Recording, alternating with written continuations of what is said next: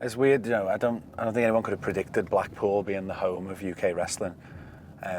I wish I was as passionate about anything in life as William Regal is about Blackpool. It's a nice working class holiday destination, isn't it? So everyone here is all friendly, everyone here is up for a laugh, and I feel like that really comes through in the shows as well. It's always weird, it's always surreal coming back to Blackpool. This is somewhere that I grew up. You know, I spent 23 years of my life in Blackpool. If you ever ask me, like, would I ever make my WWE debut 5 minutes away from where I grew up, I'd say no. Like, I literally travelled the world to get to here, but here is 5 minutes away from my doorstep. It's so surreal. Everything I've ever done in wrestling has always been with the aim of getting to the WWE in some capacity. I may have managed to put them in a position where my stock was high enough, you know, I'd made a bit of a buzz. People hate me.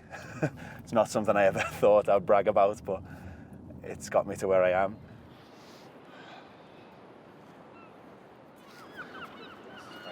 It's good, isn't it? Proper moody photo, this. I was always so gutted that I was English. Like, the mindset I had was, if I was just American, the chances would be a lot higher. Yeah. But now you fast forward to 2020, and I'm so lucky, I'm so grateful. We've got this rich heritage within British wrestling that does separate us from the others, that does make us unique from the others. Do you want to go for a little paddle? Big boss footage there. However small or large the opportunity seems, we always put everything into it, and that's what has, you know, accelerated our careers as fast as it has. That being said, even though you try to put 100% into everything, something about takeover it makes everyone go that extra bit, because you just know the whole world pays attention to takeover. Tomorrow is going to be something special, but at the same time, we know what we're getting ourselves into, and we know as much damage we're going to inflict, some of it's coming our way. People come here and they'll be like, let's do this, let's do that. And I'm like, no, let's go somewhere else. In the nicest way, it is what it is. 1983, they just went, right, we're done, lads. Let's sit back. And it's just not, I mean, look, it's just not changed. It's just, oh, what you doing? Get myself some Haribo before the big match. Gonna have your egg on your face when I double my contract. Just clean me out.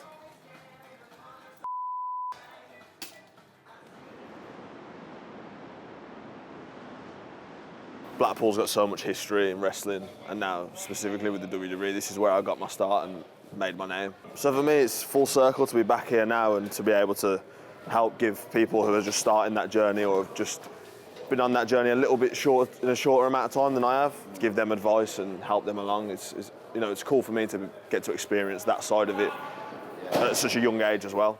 This is actually it's a really important place for me, not only because I became NXT UK Women's Champion here, but the first ever match I had right here was for a different company, and I got to wrestle Mickie James. So it's just, yeah, this whole place just is meaningful. This venue in particular, it's just got a whole different feel to it. It's just, you walk in and it's just really beautiful, and you just, straight away, you can sense the atmosphere. Every single performance I give, absolutely everything. Like, I'll fight, like my life depends on it, because when you think about it, it kind of does. So, you know, I'll always just strive to put on just the performance of my life, just to make people forget about the real world for a second. If I can do that, then that's my job done. In the way that wrestling is now, there's kind of a system to get there, and that's great, because it didn't quite work like that for the likes of me and Tyler. It was more of it's close to an overnight thing that could happen right now, going from being relatively unknown, and then after this we went back to the hotel and just sat there, and we just had to turn our phones off, because it was this next level of publicity that we'd never experienced before.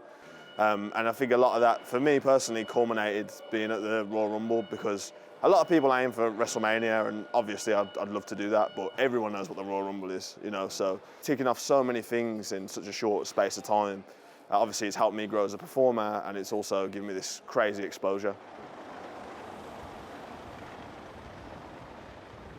Hello. Hiya, How are you? I'm good, What's your name, please? Joe. Joe, nice to meet you, Joe. Yes, please. There you go, Blackpool. Oh, Do you miss Blackpool as well? I do, terribly, yeah. This town's nothing but good to me. Everything good in my life came out of this town. Although I'm not from here, I always consider this home. Privileged to do this. You should never look at any of it as like, oh, this is not anything. This show tomorrow is what matters, and give the opportunity to other people, and everybody go out and kill it tomorrow night, and then you know, that's what this is really all about. It's not me, nothing to do with me. If you save this for 25 years and keep it in pristine, it'll be worth about 3 pence on eBay. This could be the last one of these I ever do. Chris asked me, well, there's no excuse, you can't fob me off with this one. And I said, well, let's just do it, because I know I'm going to be here tonight. Let's do the last one, might as well do it where it started. I have to say this while there's a camera about. It chokes me up that he's even willing to come and do me the honour of being on my show, so thank you. Anytime, mate, anytime. It's the last one, mate. I know. No. But thank you. Pleasure. Thank you.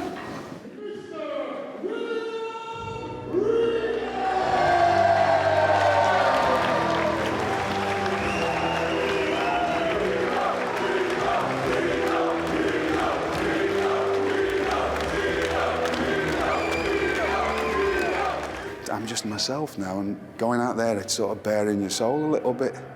But I kick in and out of it sometimes, like it's a weird feeling. But hopefully I get through the nerves of the fact that there's people I know here, lots of them, that know me as me. And if it's on film and it works, good, because you never know. This might be it. You've had an alka-pop and you got your Peaky Blinders haircut.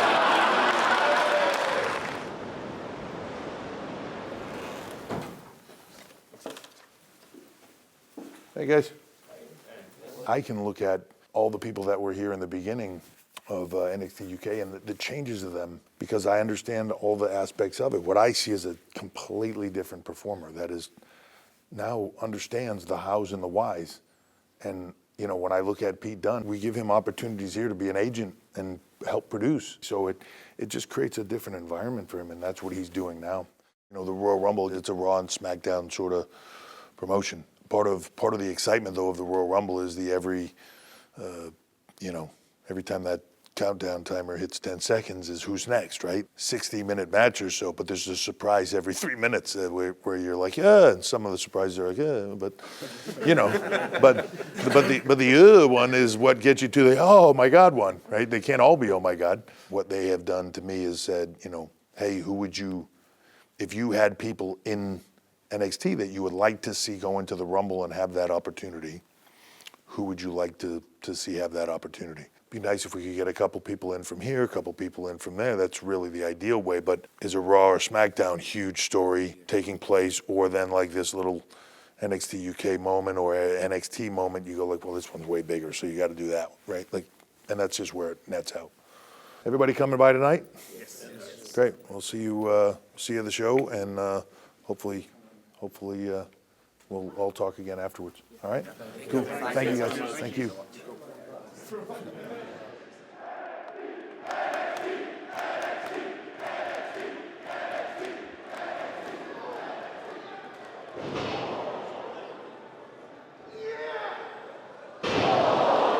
My nerves have been going crazy all day, like the anticipation more than anything. Once I'm out there, I'm fine.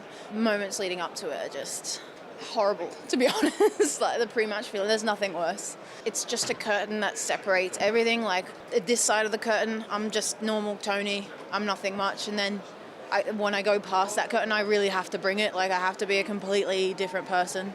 And it's the best feeling in the world.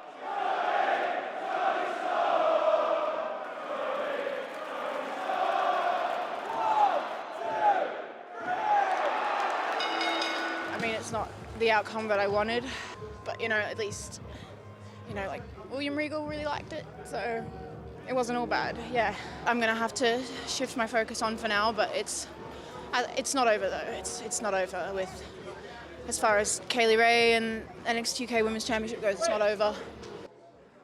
That didn't go to plan, right? I don't know, what do you think? What do you think? Oh my God. What do you think? No, it didn't go to plan. Of course it didn't go to plan, right? Hometown. You know. 14 years each, training every single hold, every single strategy, and nothing is ever going to prepare me for getting smashed about with a kendo stick. We're putting these silly matches with DIY equipment, chairs, kendo sticks. What are they? Who uses them?